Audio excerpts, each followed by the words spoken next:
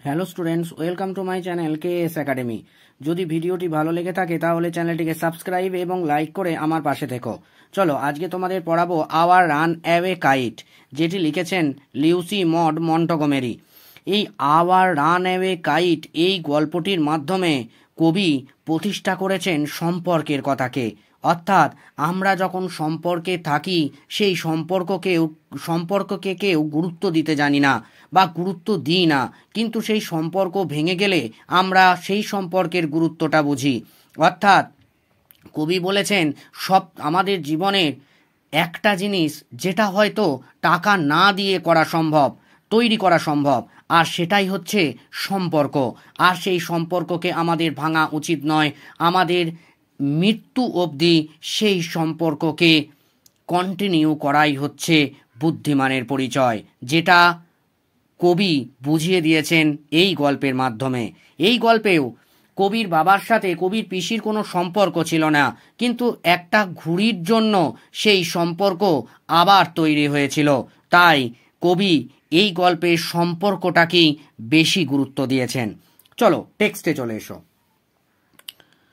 Of course, অবশ্যই, there was nobody for us to play with on the big half moon. সেখানে কেউ ছিল না আমাদের সঙ্গে খেলা করার বিগ হাফ মুনেতে। অর্থাৎ কবি এখানে বলছেন, প্রথম লাইনেই তিনি বলে দিলেন যে তাদের কোনো সঙ্গী ছিল না খেলা করার। ছোটবেলায় সবাই সঙ্গী খোঁজার চেষ্টা করে কোনো কিছু খেলার জন্য। এখানেও কবিও তার ব্যতিক্রম ছিলেন না। কিন্তু দুর্ভাগ্যের ব্যাপার, বিগ হাফ মুন হচ্ছে সেই জায়গা যেখানকার লাইট হাউসে কাজ করতেন কবির বাবা রক্ষক হিসাবে, আর সেখানে কোনো সঙ্গী ছিল না কবির সঙ্গে খেলার মতো। We just had to make the most of each other and we did. আমরা একে অপরের সঙ্গে সম্পূর্ণ সদ্ব্যবহার করতে পেরেছিলাম এবং আমরা করেছিলাম। অর্থাৎ কবি এখানে বলতে চাইছেন যে তাদের মধ্যে, অর্থাৎ পরস্পরের সঙ্গে যে সদ্ব্যবহার থাকা দরকার সম্পর্কের মধ্যে, সেই সদ্ব্যবহারটা রাখতে কবি সম্পূর্ণভাবে সচেষ্ট হয়েছিলেন। আর এটাও একটা সফলতা বটে। সম্পর্কের মধ্যে পূর্ণ সদ্ব্যবহার রাখাটা একটা গুরুত্বপূর্ণ ব্যাপার হয়ে দাঁড়ায়। এখানেও কবি সেই কাজটা করতে সমর্থ হয়েছিলেন। উই লিভ, আমরা বাস করি, on the big half moon island, big half moon দ্বীপেতে। অর্থাৎ কবি বলে দিলেন তার পরিবারের যে কটা মানুষজন রয়েছেন সেই মানুষজনগুলো বিগ হাফ মুনেতে বাস করেন। উই আর, আমরা হই, ফাদার পিতা, অ্যান্ড ক্লাউডি এবং ক্লাউডি, অ্যান্ড আই এবং আমি, অ্যান্ড আন্ট এস্থার এবং পিসি এস্থার, অ্যান্ড মিমি এবং মিমি, অ্যান্ড ডিক এবং ডিক। অর্থাৎ কবি বলছেন যে তার পিতা ক্লাউডি, কবি নিজে, তার পিসি এস্থার এবং মিমি এবং ডিক একসাথে বাস করে। It use to be only father and Claudie and I. সেখানে শুধুমাত্র পিতা, ক্লাউডি এবং আমি বাস করতাম আগে। অর্থাৎ কবি এখানে বলতে চাইছেন প্রথমেই তার পিসি এস্থার, মিমি এবং ডিক কিন্তু তাদের সঙ্গে বাস করতো না। অর্থাৎ অনেক আগে, প্রথম দিকে কিন্তু পিতা, ক্লাউডি এবং কবি স্বয়ং শুধুমাত্র বিগ হাফ মুনেতে বাস করতেন। It is all on account of the kite. এটা সব কিছুই ঘুড়ির জন্য হয়েছে। That there R more of us, যে আমরা সেখানে সবাই মিলে থাকতে পারতাম। অর্থাৎ কবি এখানে প্রথমেই বলতে চাইছেন যে প্রথমে কিন্তু তাদের মধ্যে সম্পর্ক সেরকম ছিল না, কিন্তু তারপরে যে কবিদের সংসারে সবাই মিলে একসাথে থাকতে পেরেছে, এটা সম্ভব হয়েছে শুধুমাত্র ঘুড়ির জন্য। This is what I want to tell you about. পূর্বে আমি এই বিষয়টা সম্বন্ধে তোমাদের বলতে চাই। অর্থাৎ এখানে কবি বলতে চাইছেন রিডারদের উদ্দেশ্যে যে তিনি ব্যাপারটি সম্পর্কে বলতে চান। ফাদার ইজ দ্য কিপার, পিতা হয় রক্ষক of the big half moon lighthouse, big half moon বাতিঘরের, অর্থাৎ এই বাতিঘরটাকে রক্ষণাবেক্ষণ করতেন কবির পিতা, সেটাই এখানে ন্যারেটর পরিষ্কার করে দিয়েছেন। আই অ্যাম 11 years old, আমি হই 11 বছরের, অর্থাৎ এখানে ন্যারেটরের বয়স হচ্ছে 11 years। ক্লাউডি ইজ 12, ক্লাউডি হয় 12, অর্থাৎ ক্লাউডির বয়স হচ্ছে 12 বছর। ইন উইন্টার, শীতেতে, when the harbour is frozen over, যখন বন্দর জমে যায়, অর্থাৎ শীতের যেখানে সাধারণত প্রচুর পরিমাণে বরফপাত এবং তুষারপাত হয় এবং তাপমাত্রা খুব কমে যায়, সেখানকার জলও জমে যায়। আর এখানে কবি এটাই বলছেন যে বন্দরে সাধারণত লাইট হাউসটা ছিল, সেই লাইট হাউসের কাছাকাছি বন্দরটি জমে যেত বরফে।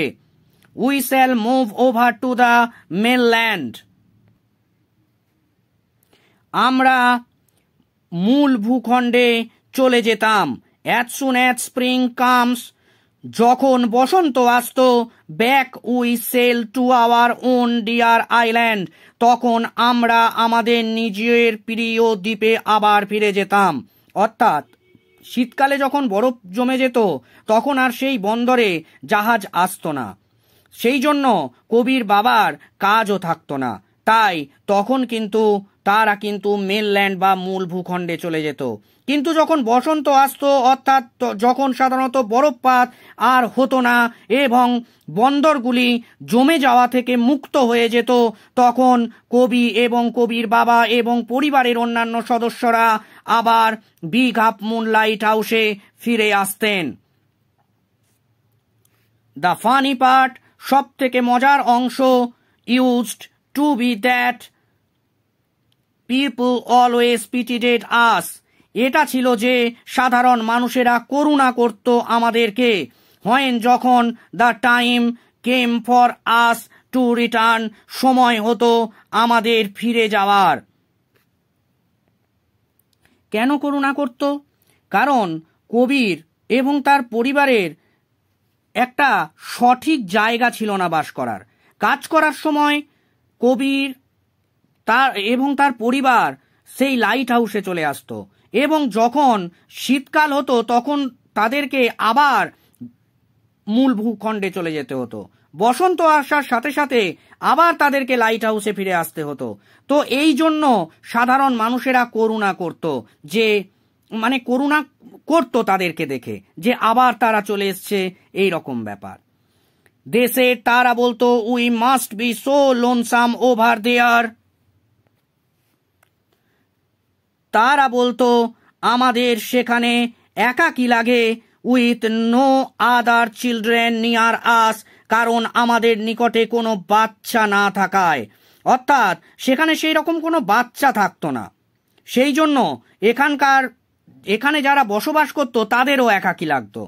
অফকোর্স, অবশ্যই, Claudie and I would have liked, Claudie এবং আমার ভালো লাগতো, টু হ্যাভ সামওয়ান, যদি কাউকে পাওয়া যেত, টু প্লে, খেলা করার জন্য, উইথ আস, আমাদের সাথে। অর্থাৎ ন্যারেটর বলছেন যে তাদের খেলার সঙ্গীর অভাব ছিল, কিন্তু যদি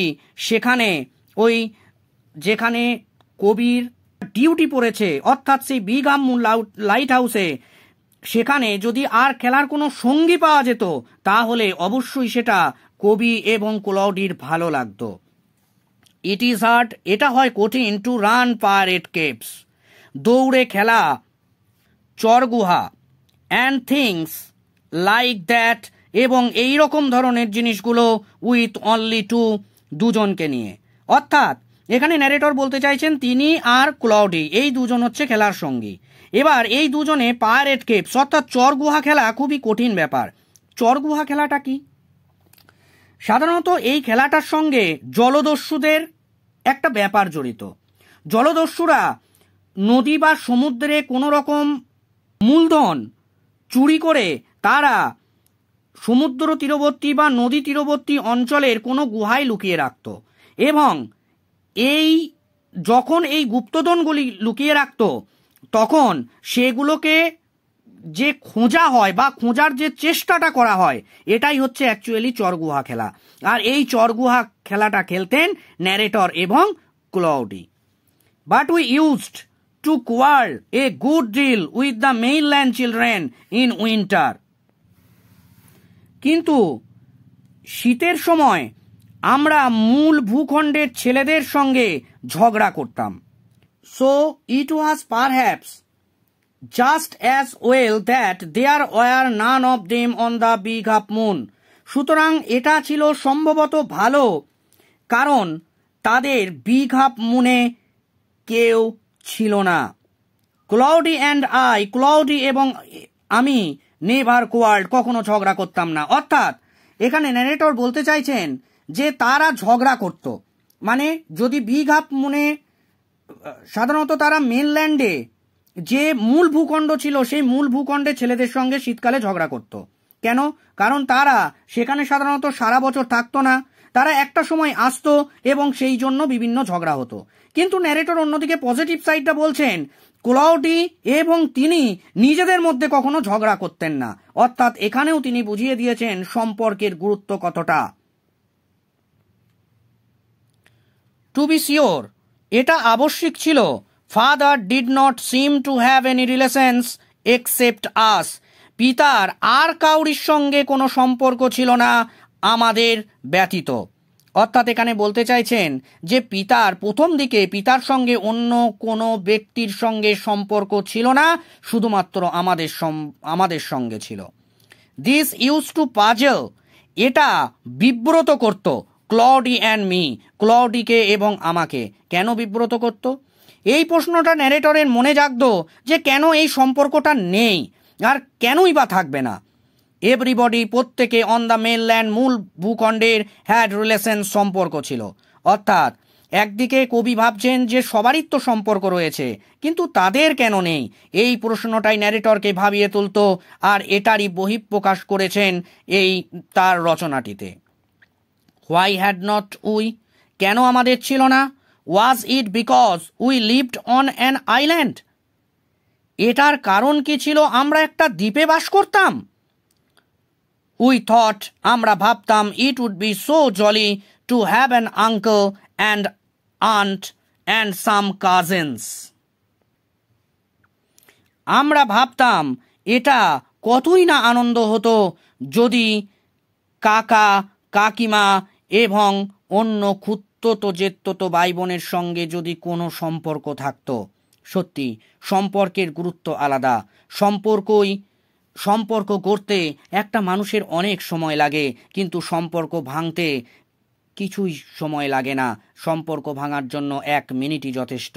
তাই এখানে কবি ভালোভাবে এবং সুস্পষ্টভাবে বুঝিয়ে দিয়েছেন সম্পর্কের গুরুত্ব কতটা। ওয়ান্স একদা উই আস্কড ফাদার, আমরা জিজ্ঞেস করেছিলাম পিতাকে অ্যাবাউট ইট, এটার ব্যাপারে। বাট কিন্তু হি লুকড সো সরোফুল, তাকে এতটাই দুঃখিত দেখাচ্ছিল, that we wished we had not, যে তাকে এ বিষয়ে না জিজ্ঞেস করাই উচিত ছিল। অর্থাৎ এই ব্যাপারে ন্যারেটর এবং ক্লাউডি একবার জিজ্ঞেস করেছিল যে কেন তাদের সম্পর্ক নেই, সবার যখন সম্পর্ক রয়েছে। কিন্তু পিতাকে খুবই দুঃখিত দেখাচ্ছিল। তাই ন্যারেটর ভেবেছিলেন এই বিষয়ে হয়তো এই কথাটা তার মনে একটা দাগ কেটে গেছে, তাই তার না জিজ্ঞেস করাই উচিত ছিল, এটাই কবি ভেবেছিলেন।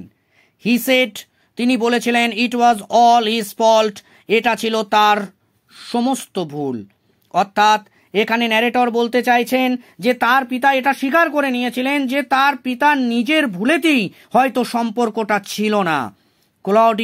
ক্লাউডি অ্যান্ড আই, এবং আমি, ডিডন্ট আন্ডারস্ট্যান্ড, বুঝতে পারিনি, হোয়াট ই মিন, তিনি কি বলতে চাইলেন। অর্থাৎ এখানে ন্যারেটর বলতে চাইছেন যে তার বাবা খুবই কষ্ট পেয়েছিল যখন তিনি এই সম্পর্কের কথা বলেছিলেন, কিন্তু অবশ্য তার বাবা এটাও স্বীকার করে নিয়েছিলেন যে তার ভুলেতেই এই সম্পর্কটা নেই। কিন্তু তার বাবা কি বলতে চাইছেন সেটা ন্যারেটর বুঝতে পারেননি, এটাই ন্যারেটর বলতে চেয়েছেন। স্টুডেন্টস, তোমরা আওয়ার রান অ্যাওয়ে কাইট গল্পের ইউনিট 1-এর শব্দার্থগুলো একবার দেখে নিও।